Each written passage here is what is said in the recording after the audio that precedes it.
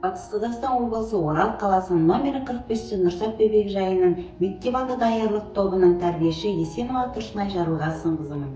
Біртұтас тәрбие бағдарламасы аясында ұйымдастырған ұлттық киімдерді сәйкестендіру ойынымызда ата-аналарға кеңес ретінде ұсынамыз. Бұл ойынның мақсаты балалардың зейінін тұрақтандыруға, тілдік қарым-қатынас дамытуға және ұлттық құндылықтарымызды дәріптеу мақсатында алынған ойын. Бұл ойында бала ажыратады, атайды және сәйкестендіреді.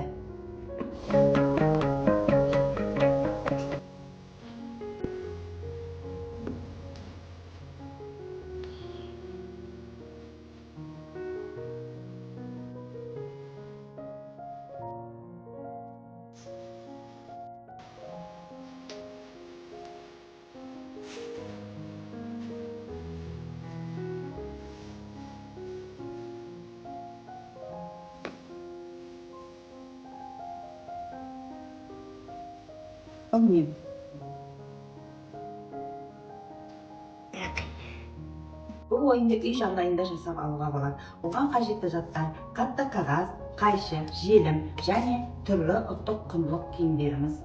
Бейнеленген суреттерді шығарып алып, оны қатты қағазға желімдеп, жабыстырып және қиып балаларға түрлі ойындар жасап беруімізге болады.